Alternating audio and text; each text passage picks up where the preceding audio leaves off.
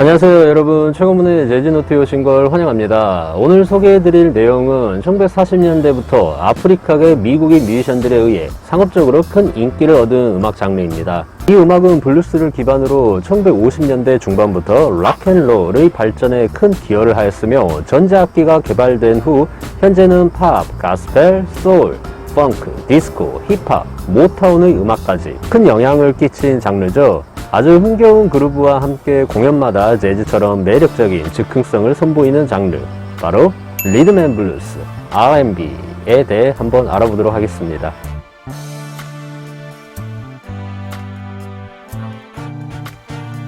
먼저 우리가 아는 R&B는 단순한 음악 장르일 수 있습니다만, 사실 음악의 한 장르만을 이야기하지 않습니다. 사회적, 상업적, 예술적으로 복잡한 이야기를 담고 있으며, 아프리카계 미국인들의 깊은 내면을 뚜렷하게 끌어낸 흑인 음악으로 점프 블루스, 스윙 빅밴드, 가스펠, 부기우기, 블루스가 합쳐진 결과물이죠.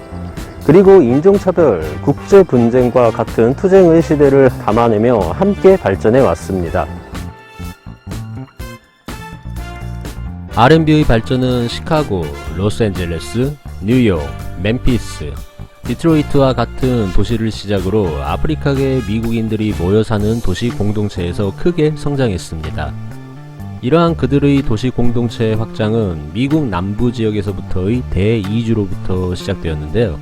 최초의 대이주는 1916년부터 1930년까지 제1차 세계대전 동안 일어났습니다. 당시 남부지역은 목화에 가장 심각한 해를 끼치는 해충인 목화 바구미로 목화 농업은 붕괴되고, 미국 북부 도시들은 산업화로 인해 노동자들에 대한 수요가 증가함에 따라 많은 남부 아프리카계 미국인들이 이주를 결정하게 됩니다. 그리고 그들의 음악적 표현은 도시 환경에 맞게 다양한 시장으로 전환할 수 있게 되죠.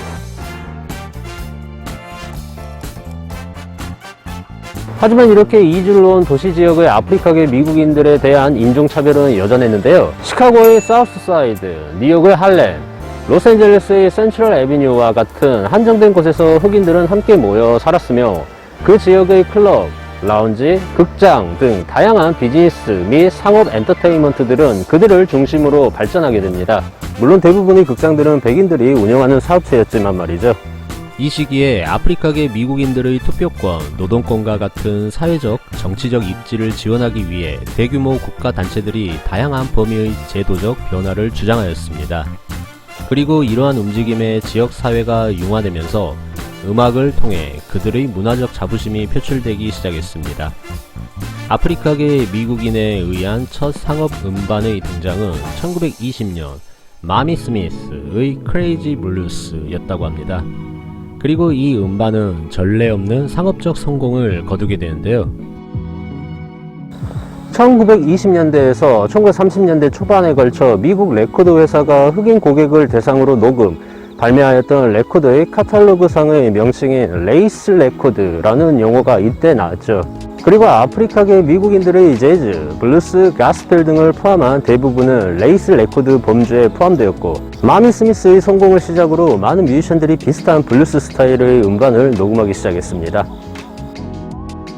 본격적인 R&B의 초기 발전은 제2차 세계대전 중과 후 미국 남부 및 농촌 지역에서 두 번째 위대한 대이주가 일어나며 시작합니다.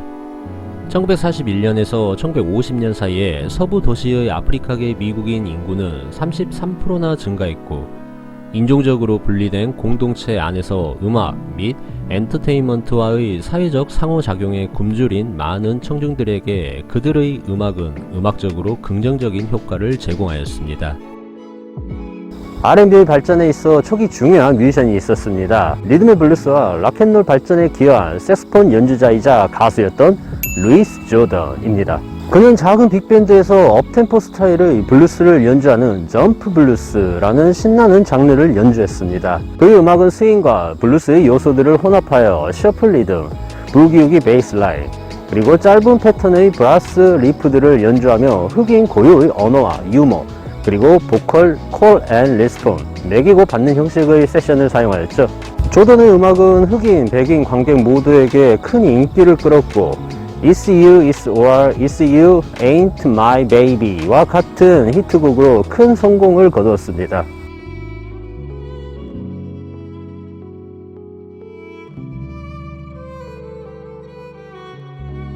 특히 로스앤젤레스로 이주한 텍사스 출신의 뮤지션들은 R&B의 발전에 적지 않은 영향을 끼쳤는데요. 피아니스트 찰리 브라운은 조니 무어의 Three Blazers와 함께 부드러운 블루스와 R&B 사운드로 큰 인기를 얻었으며, 찰스 브라운의 드리프팅 블루스라는 감미로운 블루스곡으로 큰 성공을 거두었고, 이것은 우리가 잘 아는 소울 음악의 아버지 레이 찰스에게도 많은 영향을 주었습니다. 또한 텍사스 출신의 블루스 기타리스트 티본 워커는 블루스 일렉트릭 기타 사용을 개척하고 싱글라인 솔로를 완성하였죠.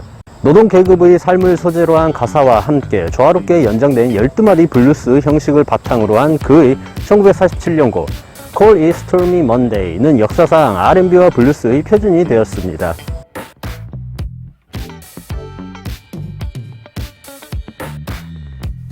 이때까지의 R&B를 정의하게 된 대부분의 사운드는 피아노 트리오부터 완벽한 리듬 섹션의 빅밴드에 이르기까지 다양한 악기들의 음악적 특색과 앙상블에서 파생되었습니다. 하지만 1950년대 후반부터 전자악기의 사용으로 한층 발전하게 되는데요. 이때부터 우리가 흔히 말하는 그루브, 즉 R&B 특유의 리듬감이 만들어지게 됩니다. 백비트의 블루스 셔플부터 부기우기, 변형된 룸바 리듬과 락앤롤의 특징인 8비트 리듬의 싱코페이션 변주곡에 이르기까지 폭넓은 리듬을 아우르게 됩니다. 심지어 느린 R&B 발라드에서도 그루브를 느낄 수 있고, 업템포 곡들은 리듬감을 위해 폴리리듬 편곡을 하기도 했죠. 그리고 R&B를 듣는 관객들은 리듬에 몸을 맡기며 춤을 출 수 있게 되었습니다. 이것은 진화하는 R&B 사운드를 현대적으로 유지하는 새로운 혁신이었으며, 블루스, 가스펠, 스윙, 그리고 조화로운 구조를 포함하며 새로운 혁신의 상징인 융합이었습니다.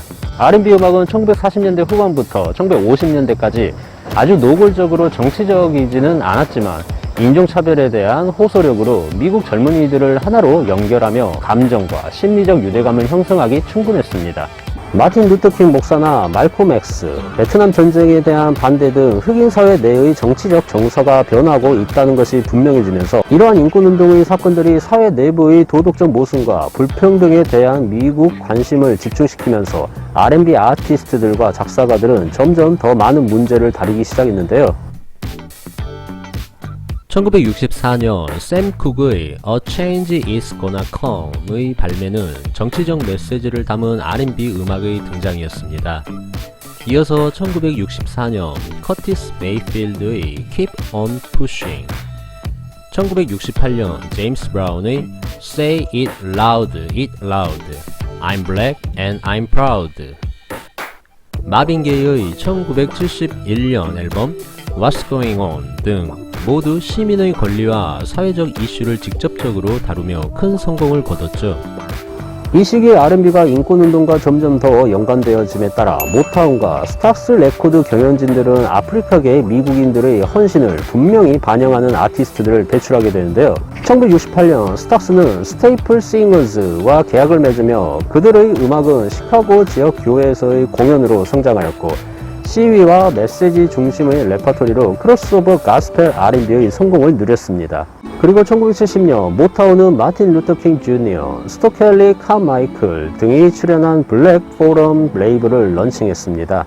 1971년 케니 갬블과 리언 허프는 음악으로 흑인 정체성과 의식을 찬양하는 회사인 필라델피아 인터내셔널 레코드를 설립하여 Only the Strong Survive, Wake Up Everybody, Ain't No Stopping Us Now, Message in Our Music 등의 곡들을 프로듀서 및 작곡을 하며 그들의 슬로건을 제목과 음악으로 나타내며 청취자들에게 과거와 앞으로 닥칠 어려움을 일깨워 주었다고 합니다. 오늘의 내용은 미국의 문화기관 스미스소니언 Center for Folklife and Cultural Heritage 민속문화유산센터의 매거진에서 참고 발췌하였습니다. 오늘도 정말 얘기가 길어졌네요. 단순히 R&B를 말로 설명하기에 많은 복합적인 요소들이 존재하는 것이 사실입니다. 그 속에는 재즈라는 큰 범위에서 블루스와 팝, 소울, 펑크, 힙합, 디스코, 가스펠 등 여러 가지의 음악적 요소가 역사를 통해 융합되어 있기에 시대적 배경을 먼저 알아야만 한다고 생각되는데요. 현대 R&B는 마이클 잭슨, 스티비 원더, 휘트니 휴스턴, 머라이어 캐리 및 비욘세와 같은 보컬들에 의해 대중화되었고, 현재 힙합과 팝 음악의 요소가 R&B 리듬과 결합되어 장르를 구분하는 것이 훨씬 더 모호해진 것은 사실이지만, 어쨌든 R&B가 미국 대중음악의 주류를 형성하는 데 그 중심적 역할을 한 것은 분명합니다. 다음엔 리듬앤블루스로부터 파생되어 대중음악의 큰 가지로 발전한 락앤롤에 대해 설명해 볼까 합니다. R&B 음악의 젊은이들이 춤을 추는 모습을 보고 상업성을 위해 인종색을 제거한 것이 락앤롤이라고 하는데요. 아무튼 오늘은 여기까지입니다. 지금까지 시청해주셔서 고맙습니다. 영상이 마음에 드셨다면 구독도 부탁드리며 다음 이 시간에 유익한 뮤지션 및 앨범 이야기로 다시 돌아오겠습니다. 감사합니다.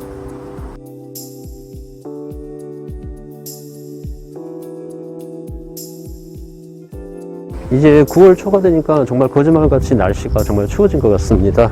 여러분들 항상 아침과 저녁 일교차가 심하니까 감기 조심하시고, 다음 이 시간에 또 즐겁고 재미있는 유익한 재즈 이야기로 찾아뵙도록 하겠습니다. 제 채널 시청자의 90%가 구독을 안 하신 분들이더라고요. 여러분들 구독도 한 번씩 해주시면 감사하겠습니다.